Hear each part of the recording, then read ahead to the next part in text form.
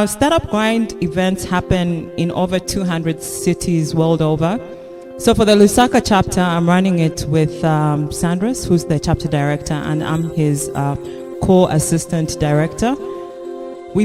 Our goal really is to connect, inspire, and educate entrepreneurs. This is a space that I'm very passionate about because I believe this is the space that's going to bring the change we want to see in Zambia. So I'd also like to just probably now just introduce the speaker for today. He's from the media sector. He's not someone who's new to most of you. I think most of you already know him. He's a public figure. He's the co-founder for Hot FM. I think before he started his entrepreneurship journey, he started out as a systems engineer for Goebel and Partner UK. Oscar returned to Zambia 12 years ago to spearhead the formation of Hot FM. If we can just put our hands together and just welcome Oscar Chavula. Welcome, Oscar. Where they started from. So maybe you could just tell us, who's Oscar? Where are you from? Thank you. Went to Monali, went to SA, technical SA. Went to the United Kingdom, was at Dudley College as well, then came back home. Been home since 2004. I do get to go back every once in a while. My two oldest kids are in the UK and my other kids are in Paris. So I have quite a bit to travel. Oh, okay. Yeah. So you have 3 children? No, I actually have 6. Oh, okay. Yeah. Awesome. Yeah. Awesome. So you worked, obviously, before you started your company. Could you just tell us how your experience was? Were you satisfied? What led you to thinking about starting your own company? Basically, I've always known. I think from a very young age, I knew I wasn't going to work for anybody very long. Mm-hmm. So every time I worked, the first thing I wanted to do is, or the first thing that always popped up in my mind is, when am I going to stop working for them and start working for myself?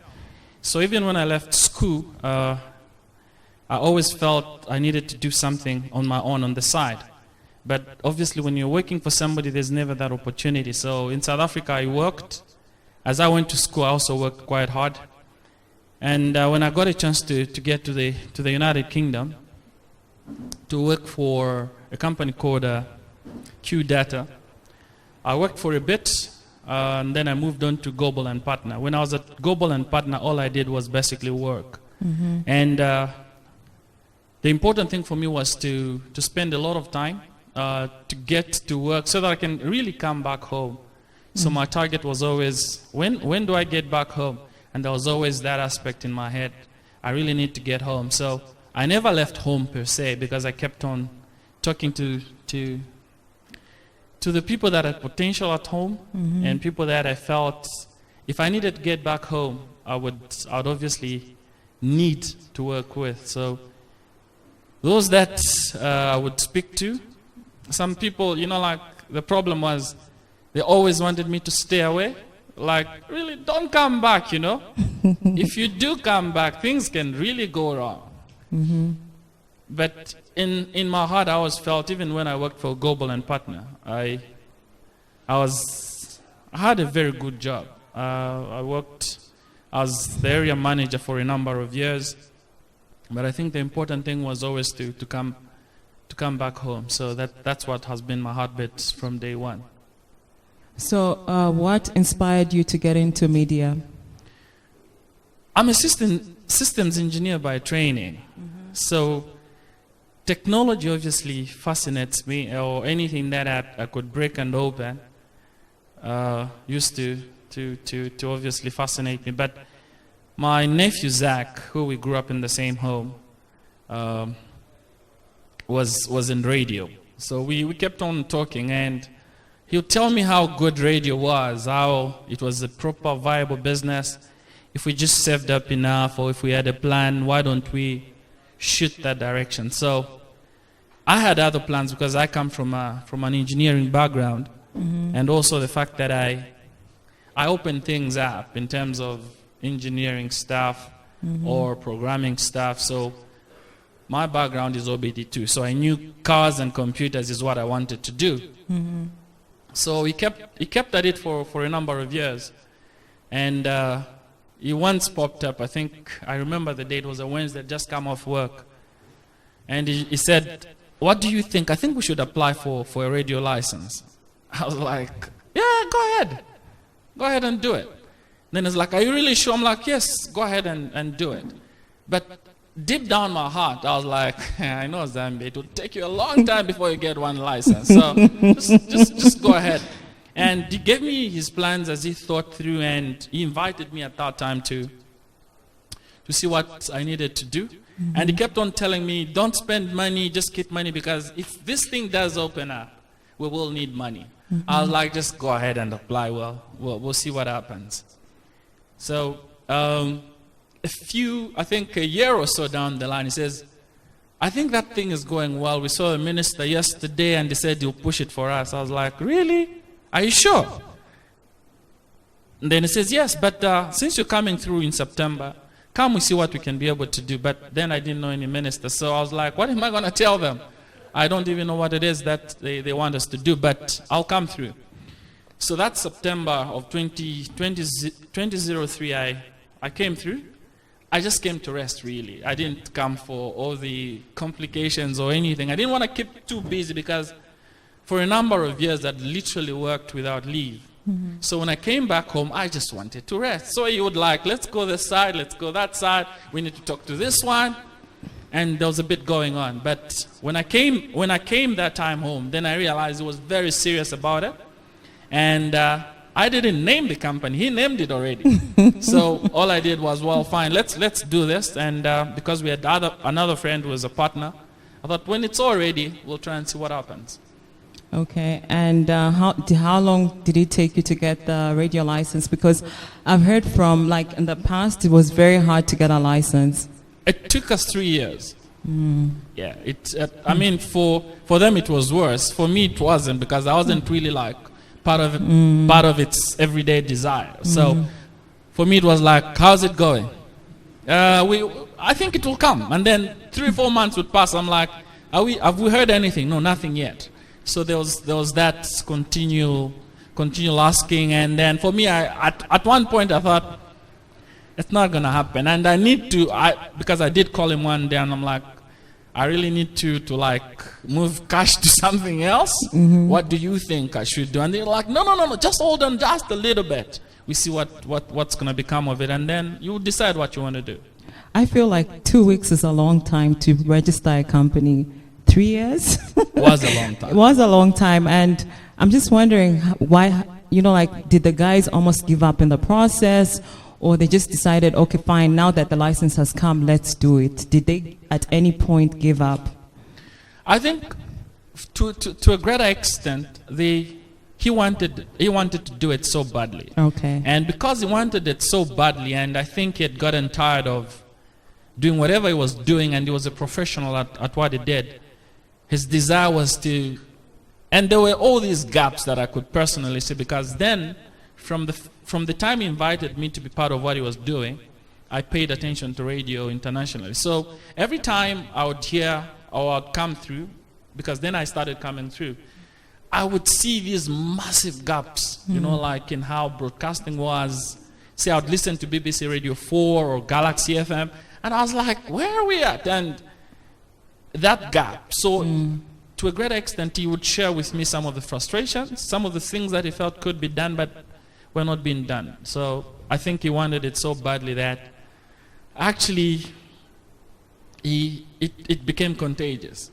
So now you get the license. How easy was it for you to get the company running? Because obviously radio, you need infrastructure, and I don't think it's a cheap business to get into. And obviously there were already existing radio stations that were there. Could you just tell us how your journey transitioned at that point? Okay, primarily, for me, the initial arrangement was I'd come in when they needed it, so we will set it all up, and then we'll leave it for him to run. And then I'll go back to what I do best, which was obviously systems engineering, and I would go back to Goebel and Partner. So as soon as he sent, he called me that the day that they gave them the construction permit, and like, we've got the permit, what do we do now? I wasn't in the industry, so I didn't know what equipment was required and whatever was needed. For me, what I waited was a time when you tell me, this is the list of what's required, we need it. And then I asked him, what list is this? What will we require? And then he just pushed the question back, I thought you were the engineer here. And I was like, but I don't do radio. So obviously, because I didn't do radio, what I needed to do was to now check around what was where and how everybody else was doing it. And also I needed to make sure the standards were correct in terms of, I didn't want to bring equipment here, or we didn't want to buy equipment that wasn't compatible locally. So there was a bit of, like checking. So I did quite a bit of traveling at the time just to be able to get it right. So we did that, but the struggle basically was initially on from day one, because it was, and I don't want to complain because I think I wasn't prepared for this, but I had to find a way of doing it properly. It's where it became catch-22. So before they could give you the license, you had to have a trading place. You had to have an office. But you can't have an office before you have a license. So, and they would not give you the license until they've come through to see that you have an office. So it's why I'm like, why should I spend money on a place that I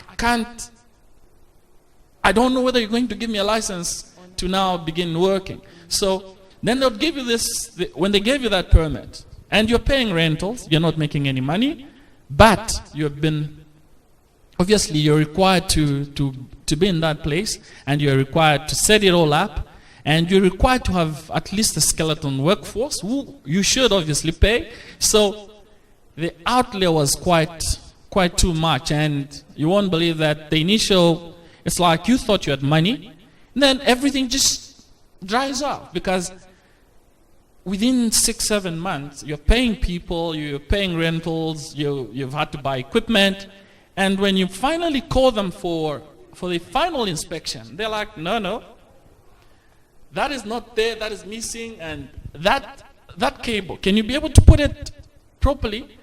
So I'm like, I can put it now. No. When we go, you can put it, and then when you're ready, you call us back. And I'm thinking, we have this huge problem about, we have to pay people, and the next time they will be free is probably in a month or 2 months' time. So just for that cable, this is what is going to happen. So can I be able to fix it up? They just refused and they walked away.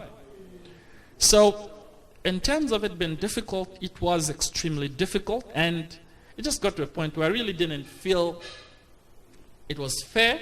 So one day I just got up and I asked that, can we just go and see him? And I just told him, actually remember the word I used on one of the inspectors, right at cars then, it was Zikta was then cars. I just told him, you know what, you're really, really being obtuse. And he was like, what did you just say? I just told Mr. Mwala, I'm like, this is ridiculous. And he just told me, nobody speaks to me like that. I'm like, I'm not speaking to you, I'm telling you. You have to get this done. And you won't believe that, I think within a few days, they came back for an inspection, and they did give us a full operating license. That was on the 7th of October, 2005. Oh, wow. So obviously there were other radio stations, and I don't know, how do you measure success in media to know that now you've met a mark, you have so many people tuning into your radio station? It's tricky because, from day one, and this is just what I think. From day one, I didn't think we really had a match. And a match as in you didn't have competition? I didn't think we did, because I felt we were all bad in the pot. Okay.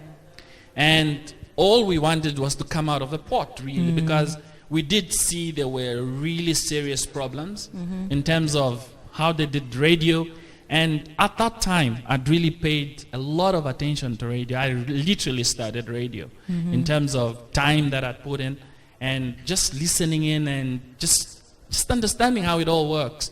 I did find time to go to the BBC just to try and find out how does this whole thing work. So when I came back here, and every time I'd look at how things have been done, I was like, we are all just mad in here. This is not where we should be. So what we've done over the years is not so much to look at what others have been doing. It's just try to walk away from the madness. That's what we've simply done. So how people have responded to what we've simply done is basically they've just responded to quality. If somebody else tried to do what we would do at our level, it will probably take them time, but not as much time as it took us. But I think of importance is that the standards had been low for a long time. So we just needed to raise the bar. And once we raised the bar, and a few things worked out. Well, obviously the frequency, the 87.7 did help, because you could be as good as you want to be, but if nobody's listening, then nobody will pay attention, then there won't be any clout. So over the years, we did go down to a frequency lower so that we could be heard in quite a number, in most places. And once we would compete at the same level, we were sure we would not play at their level. So all we've simply done, and we're still doing, has been just to raise the level. Okay, so you obviously made mention to say initially you were not thinking of getting into radio, and now you've been in radio for a long time. Has the passion for radio developed? Actually, you won't believe that as of 2004, I just realized that I needed to quit my day job. Because in all honesty, we actually quickly realized that we needed a businessman and a technical person. And I've done quite a number of things, and that was probably my strength. So we had invested quite a bit of money, and we only had two options: to either lose it all whilst I go away and just go and toil back, or we pay a little bit more attention, where I also included my personal focus on it, so that the both of us would move the business forward. So we decided during the end of 2004 that I should come back. I obviously had to go and quit my job, and it was quite hard to do that, but I was ready to come back home. But the only problem was, by the time I was coming back home slightly broke, because we had already spent money in setting up HOT. So you were coming broke, but you had made an investment.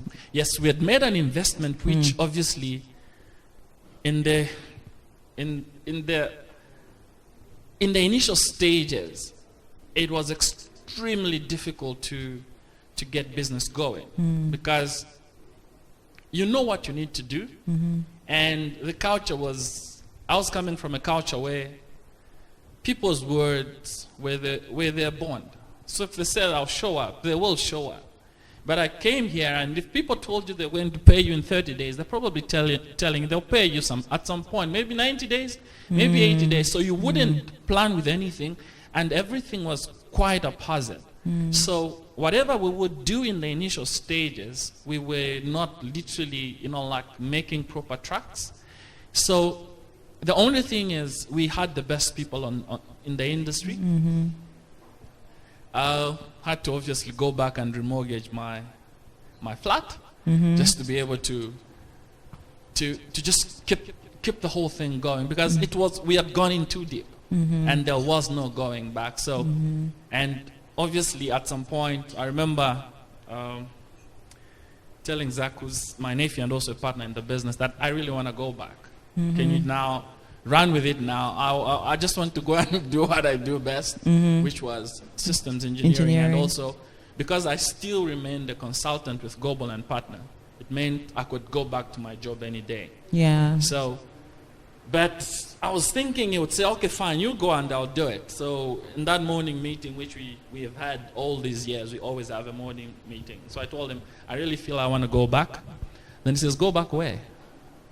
I think we're just about turning the corner. And then he ran me through a few things. Like, listen, you remember when we were at this point, we didn't do this. This time we're doing this. We're able to afford salaries. We're able to afford this.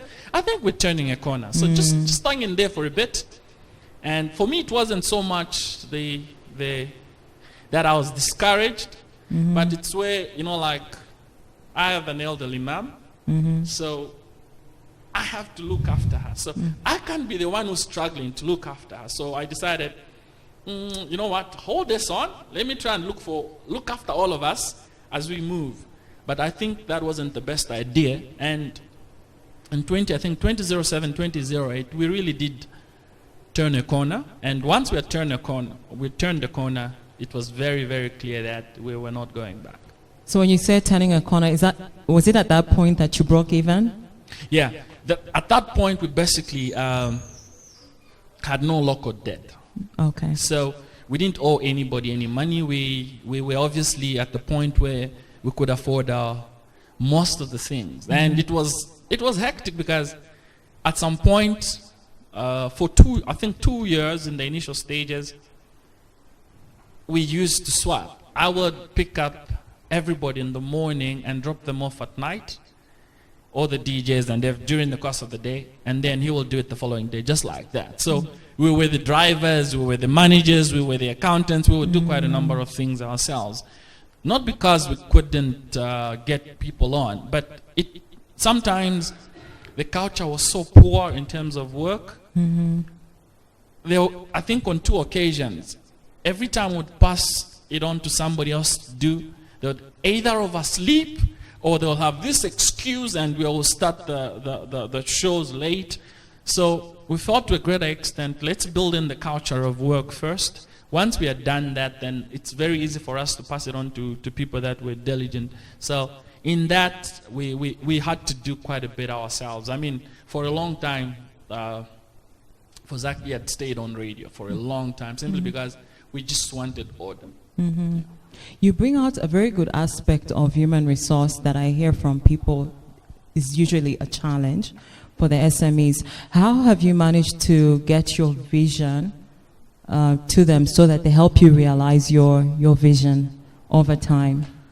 Well, over time, what we've simply done is, for me, I've come back from a background where you get, as much as I was a manager at Goebel, I still had to show up. So there's never a point at which you have an hour where you've just disappeared. There was never such a point. So what we've simply done, half the stuff that we've had to do ourselves and lead people to do them right until they're able to work how we do things. That's when we leave them for them to manage them. So there's never been a time when we've you hope people would do it, and then when they don't do it, you're like, why didn't you do it? So in terms of the technical aspect of the station, I know every corner. I know exactly which wire goes where. And not because I really just want to know where the wires are, but because if I don't know where the wires are, and then there's nobody that knows where the wires are, that means when things go wrong, they would really go wrong. And in terms of the product, in terms of, I know what advert plays what point at any point, because we've just built into the system where we have to have a mirror of whatever is happening. So there's never a point at which nobody knows what is happening and everybody gets caught up. But once we've let everybody do these things or check on them, they've basically built a culture that allows them to develop as individuals. So now you've gone into TV. Have you already launched? Not yet. We are hoping to launch in the next few months. Obviously, the dates are quite shifty, simply because we have no control over when we start trial, and that is obviously an IBA baby. If they do decide to tell you, well, fine, we'll look at your file this week, then they'll look at your file that week. Do you have a license for TV? We do. Oh, okay. The only challenge is that obviously, whatever you do in the broadcast industry has to be sanctioned. So you can't pop up and say, I think I'm throwing a signal today, I'm feeling like I want to do it. No. Everything else has to be sanctioned. So we have to go through all the processes of inspection. And once they're ready and everything else is okay, there's been quite a few challenges, even with the existing people that are in TV right now. But for us, one of the things that we've not tried to do is launch for the sake of launching. We want it to be done right, obviously correctly, and also I just don't think we like the Mickey Mouse way of doing things. We just want to do it right. Okay, so now when I think of TV, I'm thinking, do I need to buy another decoder?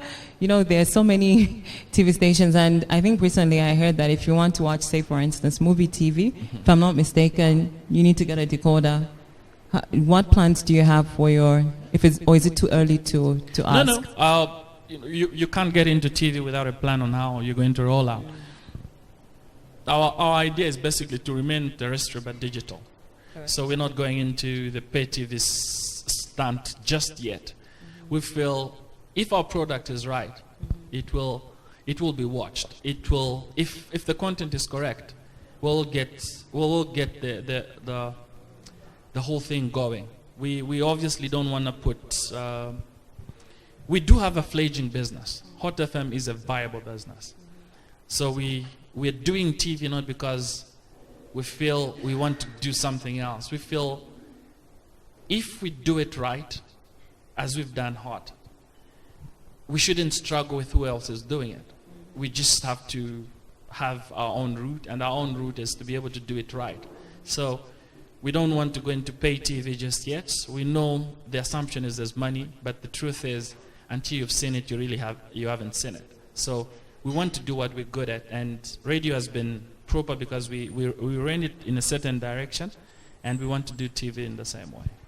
How easy is it to have a partnership? Because I think this is something that most people are not ready to get into. Usually when they are starting a business, there's always many fears. Now in your case, you have two partners. How easy has this journey been? It obviously is difficult, but I think the challenge is always to set things straight from the start. Even when I was with us, firstly we're related. So it's a family business. I wouldn't say that, but I would say yes, because we don't deal with it as a family business. We have certain rules, and these rules didn't change from when we started. Mm-hmm. Basically, I was going to manage this, you're going to do this, we have reporting systems, we have a way that things get done. Mm-hmm. But more so, every one of us has a clear position in terms of responsibility. So mm-hmm. you don't find people who don't sign checks signing checks. Or you don't find people signing checks alone because they think they can sign. Or you don't want people that want to get paid earlier than they should get paid. So there's a sense that certain things have to be done in a certain way. And the minute you begin to breach those rules, you create the monster that actually becomes what it is. So if the certain things that are not done right, you let them sleep, then all of you are going to go that route. So our take was, in the initial stages, we've always known what our responsibilities are. And we always have board meetings at least once quarterly. So there's never a point where somebody thinks, I'm not coming for a meeting, and I don't feel like showing up, or I need this and I need it now. If you don't give me, then I'm pulling out. So there's certain rules that we've put in place, even in the way our papers are at Parker. It's very, very clear. If you decide to do this, this is what's going to happen to you. If you decide to go this way, this is what's going to happen to you. But most importantly, we relate to each other maturely. So I don't have to agree with you, but I'm not going anywhere. Mm-hmm. And I don't have to hire people that you like. We just have to hire professionals. Mm-hmm. So it's never about me. It's always about where are we going. And if the vision is from this point to that point, this is what we're pursuing. Mm-hmm. Well, fine. Who's running this? If it's Oscar's running it, this is how we're going to do it. So partnerships are hard, but I think the discipline that comes with how you implement a partnership is what I think on average is a problem. But for me, because I've had that background where you have to be professional about things you do, so there's never a point at which I have to like everything that I want, or I have to get everything that I want. There's a time when you actually give, and there are times when we change the rules, and when we change the rules, everybody plays by the rules. So I tend to think it's the way you structure. You basically go as you start, really. So what are some of your proudest moments? You won't believe the game has been shifting for a long time. So just when I think this is the best moment, and then the next moment is the bigger moment. I think, like there was always that, by 2010, we knew we were number one. But nobody would say it. So mentioning names would be hard, but I won't. So I walked into this office, and they were representing one of the big brands. So for a long time they paid us peanuts. They actually had the muscle to tell us, if you don't want, don't do it. So every time we would go for that negotiation, it was happening once yearly. So every time I'd go to that negotiation, it would be like a drag. I really don't want to do it, but if I don't do it, then we'll have problems with quite a number of things. So we need the income. So one morning, I think it was in January, so I decided I'm going to go for this meeting, and we'll see what's going to become of it. So I walked on to the meeting, and he told me, well, fine, we're paying you 16,000 per month, and we're thinking of raising it to 20. I'm like, what? You're thinking of, your friends have offered me 50, and you're offering me 20. He says, who has offered? I'm like, I'm telling you. I don't know where that came from. I just told him, if it's not 50, we're not doing business. And he's like, really? Are you sure? I'm like, yes. And he said, then we can't do business. My heart sank. I was like, oh, I tried the wrong one.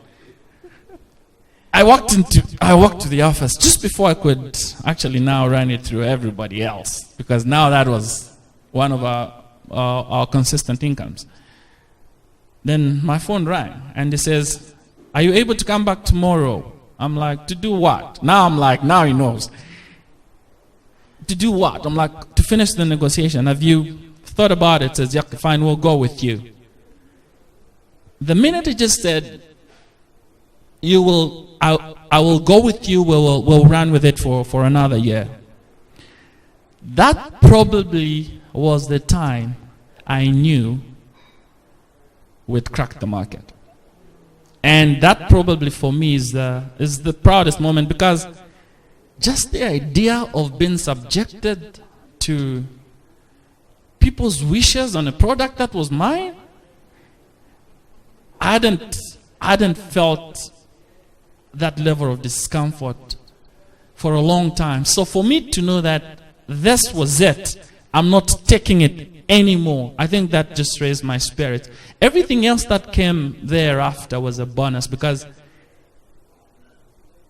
I was sitting on a mortgage flat, which the flat that I'd already paid for. So for me to know that this thing can pay for itself, I can have my life back and be able to manage it properly, that I think was an important corner to turn, just to know that these guys, or the people that were controlling the market, I'd actually realized that you can't bend these ones anymore. So you're glad you never went back to the UK? Actually wanted to. I think the weather there is very atrocious. I don't know how my sons cope, but I think because they've grown up there, it's okay. But having come back home, I wouldn't want to be anywhere else, really. So the journey has been fulfilling. It's been very good. I wouldn't say it's been simple. It's been easy, but I think I'm quite toughened for it. Yeah, that's great. We'll open up to the audience. Could you just get the mics ready? But when you look at the Zambia startup scene, if there was anything you could do to promote it, what would you do? I think over the years, what we've simply done is internally with us, we've obviously we have a deliberate policy to help budding entrepreneurs. What would I do? I'd probably lend a hand. Obviously, I can't do it forever. Maybe for a few months or a year or so, just to be able to get somebody going. What would I do if I was given a chance? I'd probably, I know the biggest complaint is about money, where you get resources and all of that. I think for me, the thing that I've just thought terribly about is the level of discipline. A lot of people really can't last a long time. All right, I thought. Okay. So basically, I think it's a level of discipline and also the level of commitment to the cause. Once I put my hand onto the plow, it was obviously going to be easy, but I'd put in everything that I had.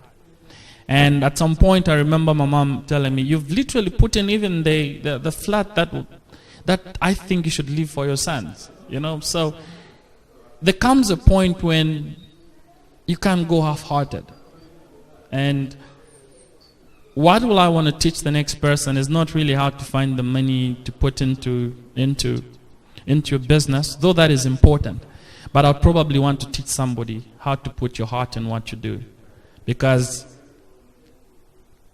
for me, the level of commitment is what is more important, and you must have a very clear vision. Because if you don't have it, even when it's even on a bad day, you really need to know that, well, fine, I've really given it a go, not anything else. And you know, like I meet people every day. This month they pitched this to me. 2 months down the line, they've pitched something totally different, and I'm thinking, when do you really get to start what you want to do?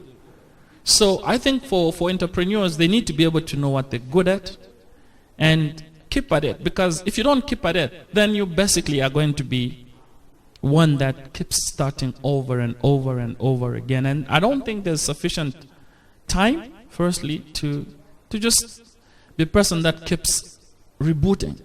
So there has to be a point at which, even when it's hard, you need to be able to stick in there a little bit longer. Hi. You can hear me? Yes. Okay, my name is Mwamba. My question is about success. A lot of people avoid that question. But would you consider yourself successful? And if you do, can you explain a little bit to us about what success means to you? Honestly, I am successful. As to what degree, I think it's a moving target. I would have been happy with 1 million kwacha a few years ago, but I'm not. I would have been happy with a certain position in the market a few years ago, but I'm not. So it's a moving target, and actually, for me, success has been a pioneer. I love the idea of not being part of the pack, but more so, I want to draw my own lines. And if I complete the line, I feel the beauty of doing it. And sadly, I've always known this for a long time, and I've never struggled to lead. But it's a fact that you want to win, and I don't do it at all costs. But I love winning, so beating everybody makes me happy. My question to you is, what have been your failures in your journey as an entrepreneur? And what lessons have you learned from that? And how has it shaped you as an entrepreneur? It's funny how I've never thought about my failures. I think I only have one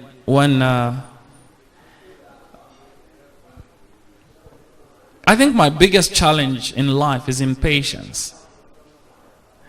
I'm very, very impatient, and I think part of my troubles come from my mouth.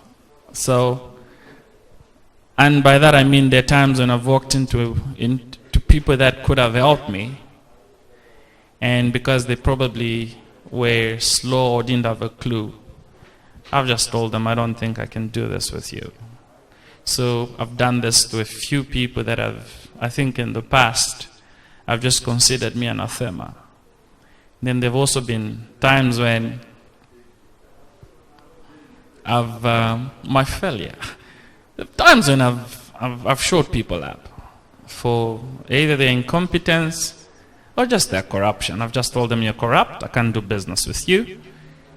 And sometimes that hurts. And I've had experiences where we've had to basically reboot the system, and I'm not the front man, simply because I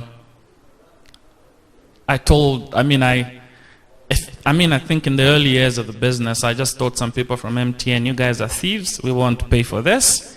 And because we're not going to do this, I'm sorry, at the time, not now, at the time. I just told them we're not going to do business with you and it's not going to happen. They took offense, and I think before I realized that, because I told them to their CEO, they got fired. But before I realized that almost every marketer in the business didn't want to do business with us. So that meant what we could have done in a year or two, we had to do in 4 years, simply because we had to build. I had to build a position which would make some thieves comfortable first. Yeah, oh. I'm sorry, I'm simply, I don't know, I'm thinking with, okay, I had to basically, we live in an industry where, we used to be in an industry where you needed to give somebody money to give you business. If you didn't give them money to give you business, then you're not going to have business. So to tell somebody that, listen, I'm not going to give you money, but I want your business, they're not going to give you business. Now, if they do give you business and then they ask you for 40%, then you're like, that's too much. I'm going to tell your boss. And they say, go ahead and tell him. And they think you're joking. Then you tell their boss. Then they get fired. So everybody now knows in the industry that you do tell on people. So everybody stops doing business with you because, well, fine, you think you can do it without this? Without paying us? Then we're not going to give you business. So I think that was my greatest failure. Do I regret doing it? I don't think so, but I think I just mistimed it. Good morning, Mr. Chavula. Thank you. Morning again. Good. Oh, it's a morning, isn't it? Yeah. There's still a lot of time for us to be productive, so it's still morning. Okay, yeah. Just a quick one. You mentioned that you like to help entrepreneurs, budding entrepreneurs. What kind of assistance do you provide to them? Okay. Thank you, Mr. Penny. I didn't know a few things about myself, but I learned very quickly. Thank you so much, Mr. Penny. Basically, there are two things. I try to make time for entrepreneurs, and then once we've made time for them, we do provide airtime. It obviously isn't easy to give you airtime, but we feel once we are able to know exactly what you want to do, we can shape it, sharpen it, and then we are able to promote you. So we're able to push whatever you want to do as an entrepreneur till you're able to walk. So we can help you walk to a point where there's certain things that will not work unless somebody lends you a hand. And we try as much as is possible. I take it upon myself to just ensure that we're able to help at least one or two people in whichever way we can. We've obviously we obviously have had it's a challenge. The needs are many. We are sending, I think, about 2 or 3 people to school at the moment. So we've given those scholarships to train people in a certain way, but more so for people that are already entrepreneurs. So the entrepreneurship has to be built, has to be helped, has to be basically catapulted to the next level.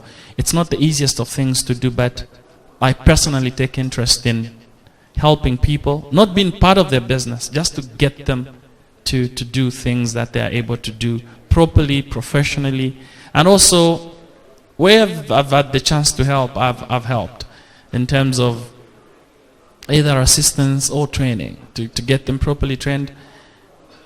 And that's more or less like what we do. And airtime is not cheap, especially on Hot, it's not cheap. And we don't want it to be cheap. I think it has to be valuable. So we try as much as is possible to be able to pass that on to the next person. We sell a very great audience. We're serving an extremely big audience. So once we throw you in, we should be able, you should be able to have traction. Good morning. My name is Duma Chavula. Okay. Question. There's been issues with post newspaper, movie TV, and common radio. This political affiliation, whatnot. How do you handle that? Well, from the political end, to be honest, I've had my own political troubles, but they're never on the stupid side of things. Or, sorry, my language again. They're not on the side of the unthinking. I don't pick fights, so we don't walk out to create a fight.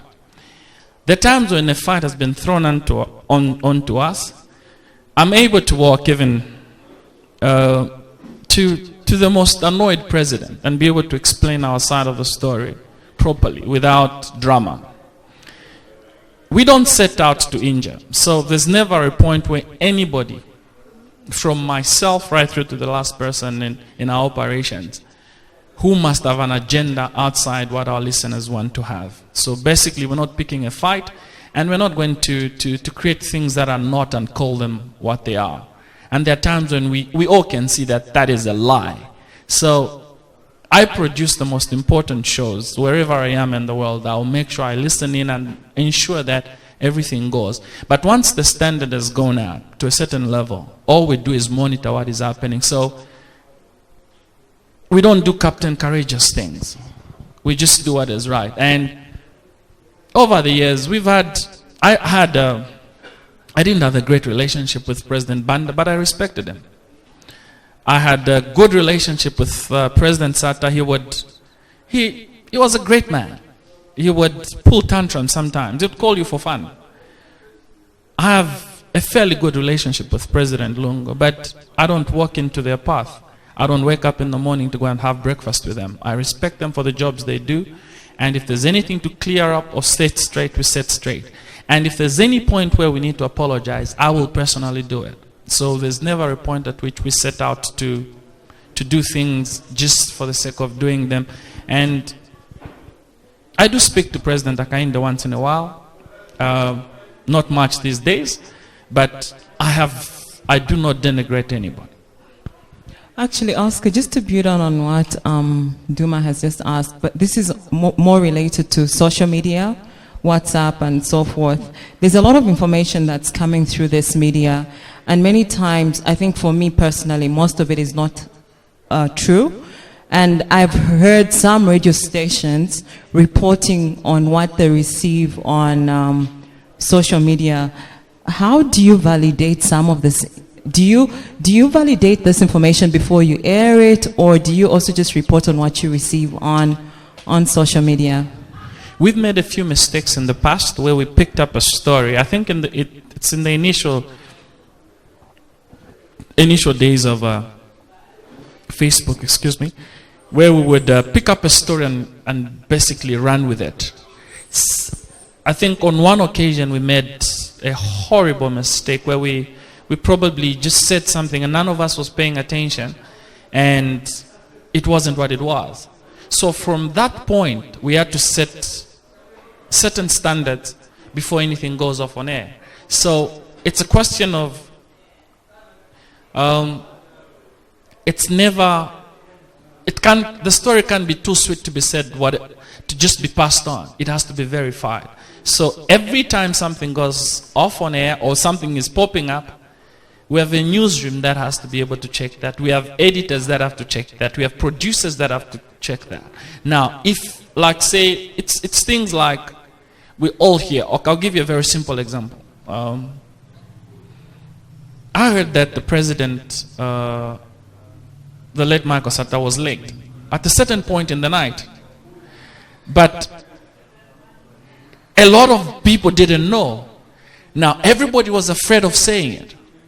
But even when I knew it, I still had to counter check that with a lot of friends who are my friends, who know I mean well. So there's no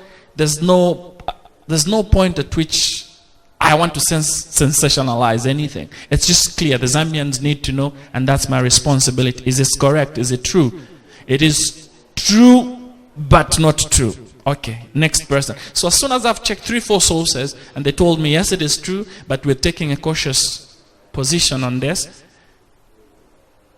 don't mention me. I could tell what's where. So I have to take that risk and be able to say, fine, because the Zambians need to know this, and I've counter-checked this, we will go ahead and say it. But we'll say it in a polite way, knowing fully well that what we're saying is correct. So it takes a bit of checking, and sometimes you just have to take it upon yourself, because it can get very difficult if you go wrong on such things. So it's a question of we just have systems in place. It's about building systems. Once you've built systems, everybody will know that you just can't go on and just say things the way you want them. But more so, it's also important to be courteous. There's no point in hurting people for fun. The things that we know are true, but are we the ones that should be able to say that? Probably it's not our call. And if it's not our call, the instructions are very clear. It's not our call. We are not going to do it. Next question. Hi, Oscar. Hi. Sorry I'm late. My name is Njava Mtambo, and I'm CEO and founder of Musanga Logistics. We're a package delivery service here in Lusaka. Lusaka's #1, actually. My question to you is, what advice do you have for building lasting brands? You had a very successful campaign last year or the year before, the Bumper Sticker Challenge, and we're in a position where we have a goal to make 2 million deliveries by the end of next year, and we just want to know from you how to build a lasting brand. Thank you. The mistake a lot of us make when you're a startup is, I don't know where this comes from, but I've noticed it in a number of places and in a number of areas. I'm on top of my game every day. So, and it's deliberate from my end. So I wake up listening to what we do. I check everything. I read everything. Every news item that goes on air has gone through me.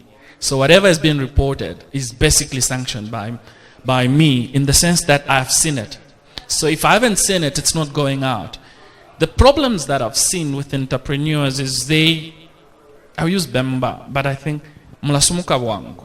I don't know how that means, how that can be interpreted, but I don't know how to put that in English. But you let go of things very, very quickly. Before something actually becomes something, you already have been overemployed, and now you have a situation where you just want to be sitting and giving instructions. That can be the death knell to your business. My take is always, you need to know everything about what you do, every time, all the time. And everybody needs to know that you are not overbearing, but you just need to know that you are in charge of every corner of your business. The reason I'm saying this is because half the people I meet love being bosses than doing the actual work. So they wake up at 11 and they make 2 calls, they've missed 18 calls, and all of a sudden, I just want to go and draw some cash. They can't separate their own personal funds to the business fund. It just becomes a circus again. You started very well, but you fall into the habits of arriving too early. Now, my take is, drive your business like it's not yours. Just do it like you stole it. Just do it. You have to be able to do things with a sense of discipline yourself. Because if you're the one, people pick up on you all the time. The people that serve us or people that work with us know exactly that indiscipline can only last for a few months. We will knock you off. So there's no way a late delivery could come to me and like, we tried, the car broke down, this broke down. You have 10 explanations over one instance. It can't work. There has to be a point at which we said we'll do it at 11 and it shall be 11. And you have to stick your because every time you employ people, they come with habits. They come with certain things that, whilst they may be good where they came from, they're not good for your values. So if you're going to keep a lasting brand, you have to be able to have to instill a sense of discipline. And I'm not talking about being a terrorist in the office.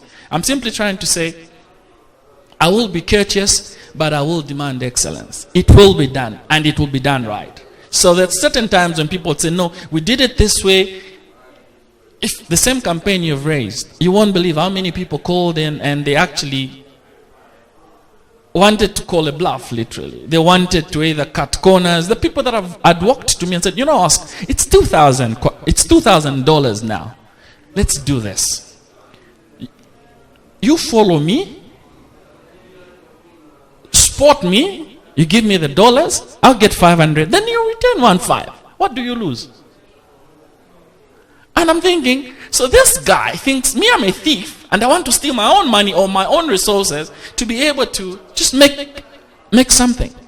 You can make those mistakes. And sometimes even as entrepreneurs, we lock ourselves into things that will eventually just kill you. And it's those small things. In many other places, you probably bud very quickly because you have all the support. But in our territory, it's very difficult. You have to have a certain sense of direction. And it's things like bribes. Don't pay bribes. They may look nice now, but the appetite only grows. You'll find yourself servicing bribes than building your company. Don't do corrupt things. You don't have to. You can build your business slowly. You can do it properly. Everybody else that feels they can do it, they'll try and do it. But if you're consistent and you produce a product that when people listen to or when people buy into your ideas, they'll run with it. I can charge what I want to charge now. And not because I want to, because I have one promise. I will deliver. Everybody else will tell you a story. I will deliver. I can guarantee you, the times when I told the guys at Mikma, we would get this gone. And they're like, are you really sure? Okay, let's do this for a month. I said, no, we'll give you a month free. We'll run this, and I can guarantee you our listeners will come and clear this off. No, but anyway, I'm not sure about radio. We gave them that for free.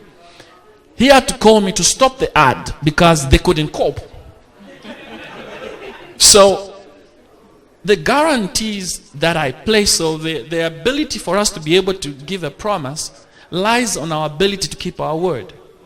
So we will keep our word, we will deliver. If we won't do it right, then we shouldn't do it at all. So entrepreneurs sometimes get into this, get rich quick schemes. They want to do it. I know that sales manager there, I know that one.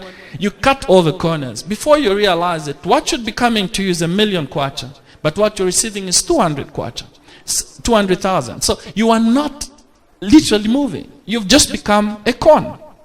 And you won't realize it. Before you realize it, you're delivering things for free.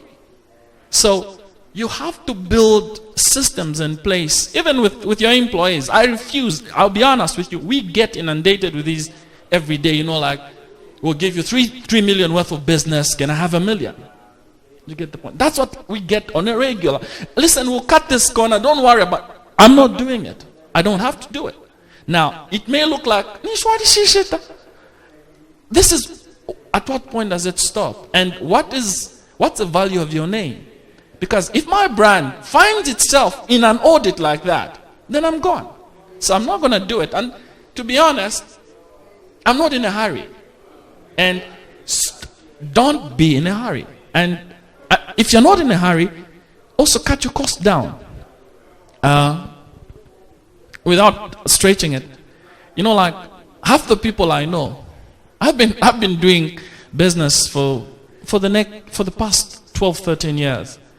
I still cut my clothes basically according to what my income is, personal income, not what the business income is. Don't confuse the lines. There's your money here and there's the company money here. Draw a clear line. Don't mix the two. Sometimes the next money that's coming your way, you're driving a BMW or you're driving a Mercedes Benz. And I'm thinking, you're still renting and your business doesn't have a car, but you're driving a BMW or you're driving a Hummer, or you basically, all you're trying to do is do your dreams first. I think the idea is always build the business. Your dreams will fall in place. Build the business. Build the actual systems to make the money. And then you will do what it is. Lastly, the only focus I have, and probably want to encourage entrepreneurs, is your focus. I'll be honest with you. We have people that listen to other radio stations and TV stations because they get paid to do that. My focus is my baby. Everything else is not my focus. I know what competition is doing, but I don't wake up getting shocked. Did they just do that? That's not my problem. So when I go into the market, I go into the market that is researched and I know it well. You don't just wake up and do things like, oh, it worked for the other person. Why isn't it working? No. You have to be able to attach time and value to what you do. And sometimes people get carried away. And for me, I think that's what kills a lot of entrepreneurs. And because some people start doing things because they think, I probably have a tree of money. I don't have. I work up every single day and I do what I need to do. But I also keep my relationships. I have got great friends who I can pick up a phone at night and be able to say, what do you think of this? It's a bit tedious for me. What do you think? They'll give you their 2 cents. Get on to 1 or 2 people. You get your proper advice. Make the decision. Period. There's never a point at which I'm like, I don't know. I'm going to wait. No. I've prayed about it. I know what I need to do. I'll make the decision. The times when I stumble, you're not going to see it. I will not let you see me sweat. Good morning, Oscar. Good afternoon now. The twilight.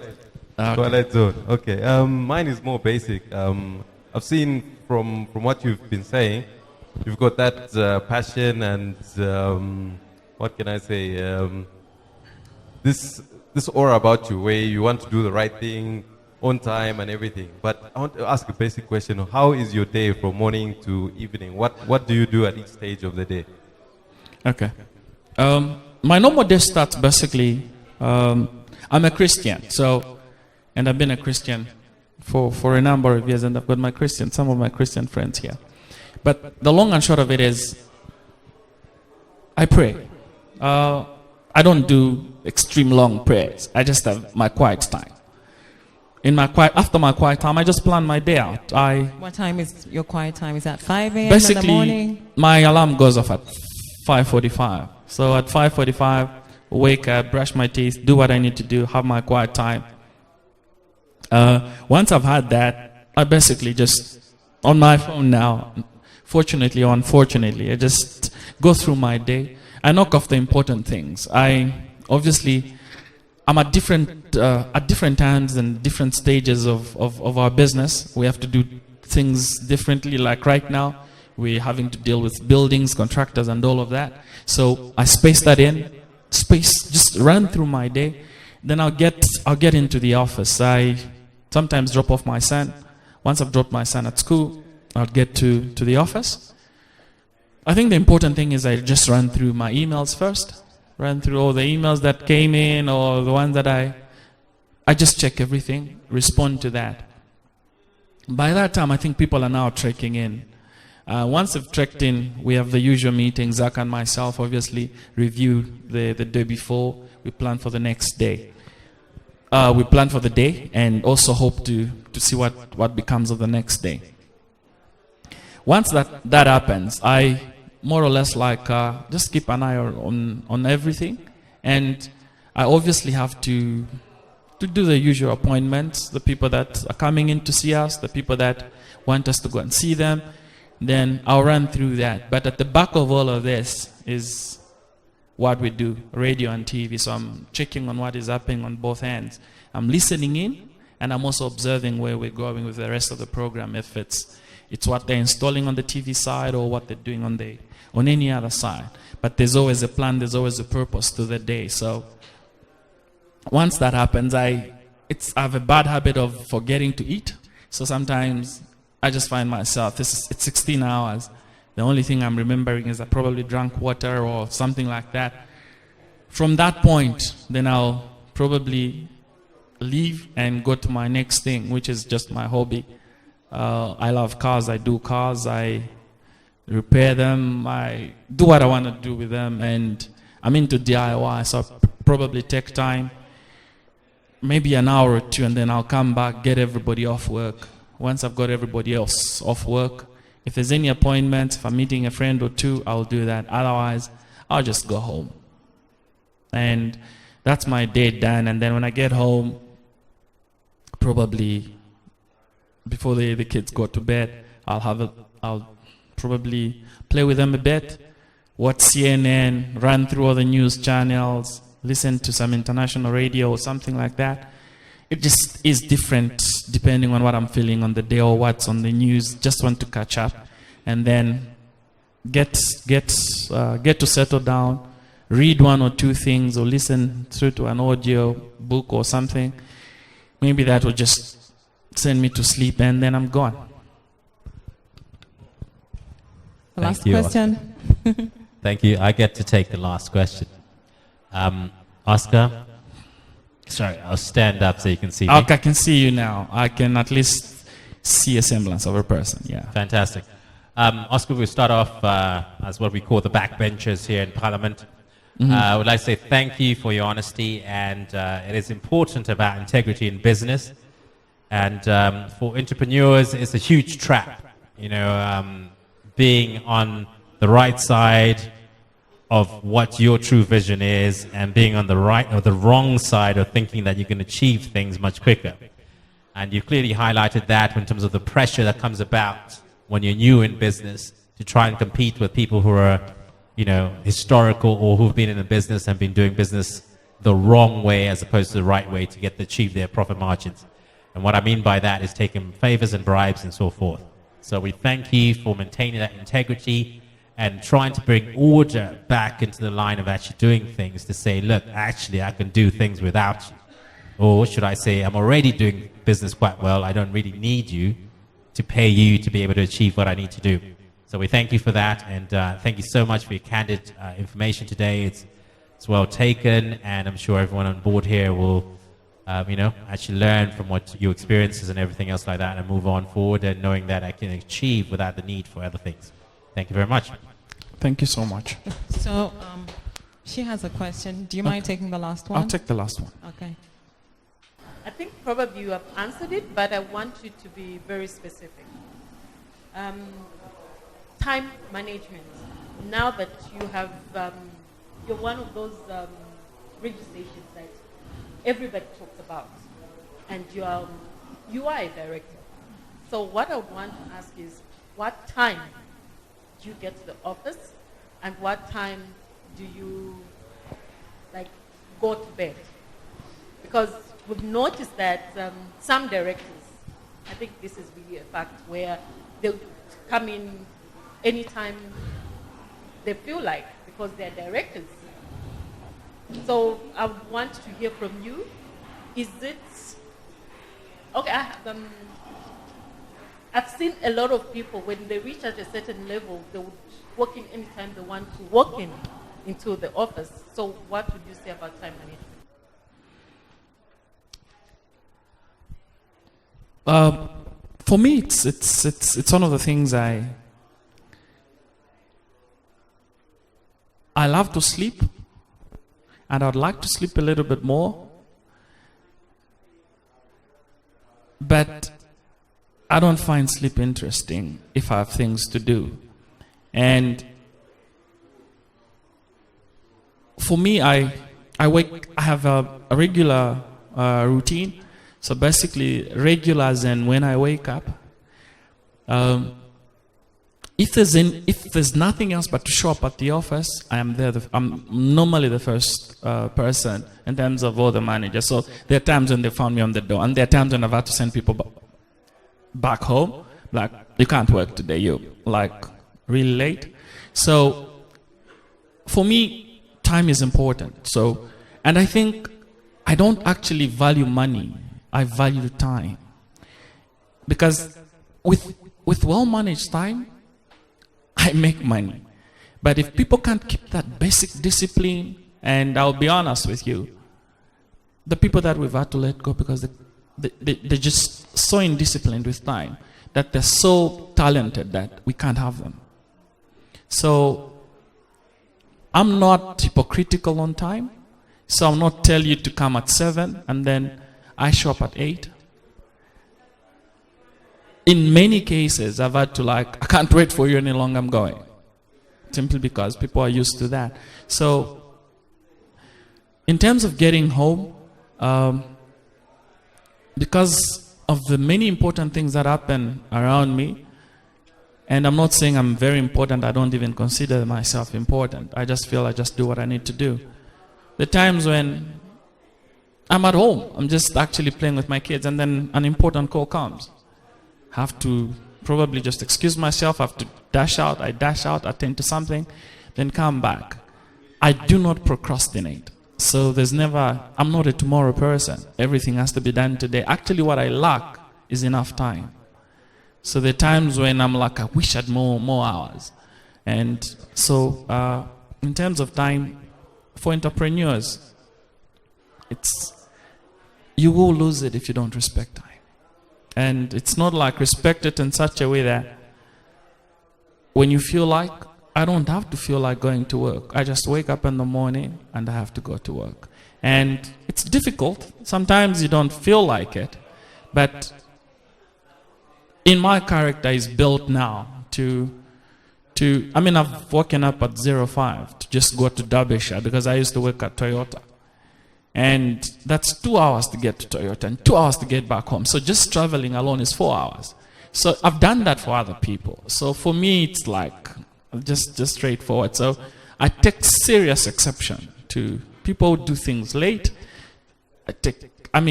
People that are tomorrow people just don't interest me. Either in friendship, in relationships, I just don't like people who have no respect for time. And it's painful for me because then everything just revolves around that. You didn't show up, or you can have a presentation this big. If you don't keep time, I don't want to hear it. I'm not interested. And I will tell you.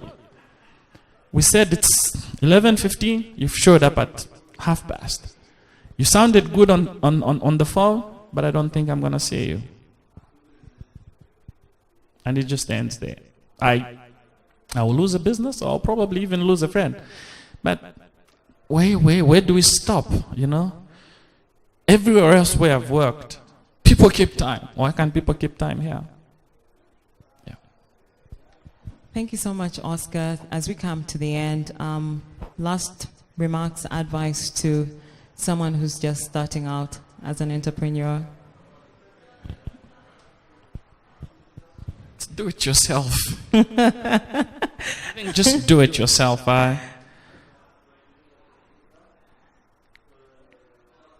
Only employ people when you need them. Yeah. Awesome. I think let's just appreciate Oscar. It's been amazing. Thank you so much for taking time out and just coming to Startup Grind and just sharing your journey. We're very, very thankful. And to the audience, you've been lovely. And QTV.